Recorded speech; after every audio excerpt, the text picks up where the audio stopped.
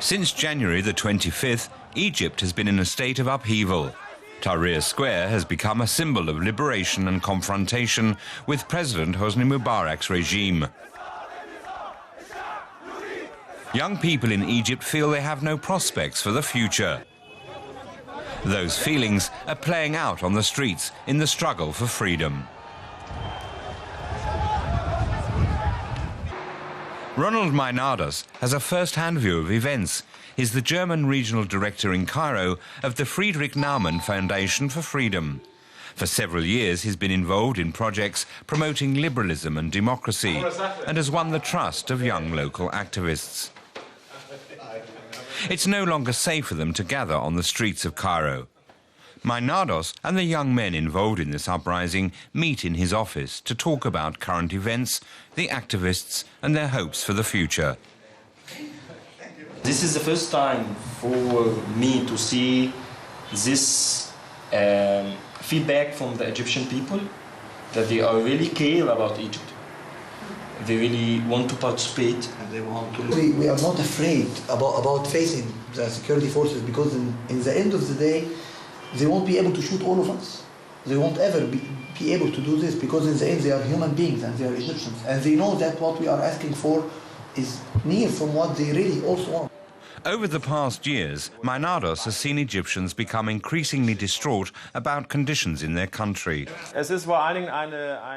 Above all, this is a youth uprising.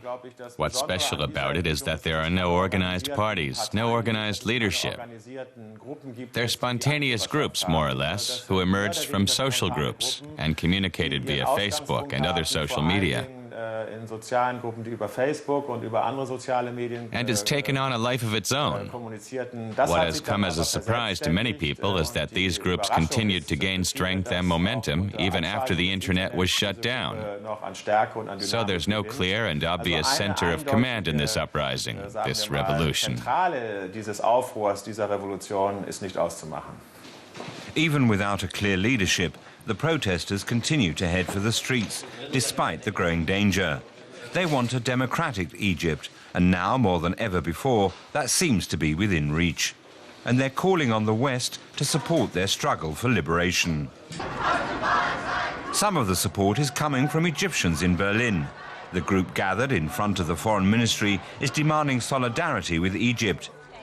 Ebtisam Hussein is young and has never known an Egyptian president other than Hosni Mubarak. She too worries about the future of her country. They know what they can do, and they know what they can attempt to do, which is important. But I don't think they'll be able to fundamentally transform Egypt. Other Egyptian immigrants worry that the increasing violence on the streets is being orchestrated by the regime.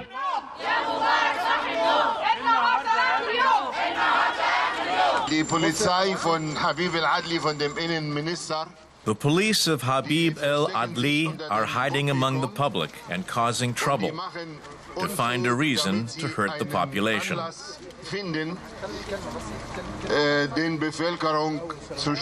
We appeal to Western governments and to the United States as the defenders of democracy across the world to stand by the Egyptian people. As the demonstrations continue, Western nations are speaking out with increasing clarity. If peaceful protests are put down by violence, there will be a response from Germany and the international community. We cannot accept this. There is a great resolve among all the partners, not just the European Union, but the United States as well. We want change in the direction of democracy, freedom of the press, freedom of opinion, freedom of assembly. We can't decide for the Egyptian people who will govern them, but we stand firmly behind democratic values. Religion plays an important role in Egyptian society. There are concerns in the West that the unrest will strengthen Islamist groups like the Muslim Brotherhood, but some say this fear should be reassessed. Right now, they regard themselves as a political movement above all, perhaps even a national and nationalist movement. And the strategy should be, and there are examples in this part of the world for this, to incorporate religiously based politics, instead of demonizing them, radicalizing and marginalizing them. I believe Egypt will be an acid test for the West in their dealings with Islamist circles. The uprisings continue to rage on the streets of Egypt. Egyptians are gathering outdoors and in Tahrir Square in a struggle for liberation, defending themselves against organized gangs of thugs deployed by the embattled regime.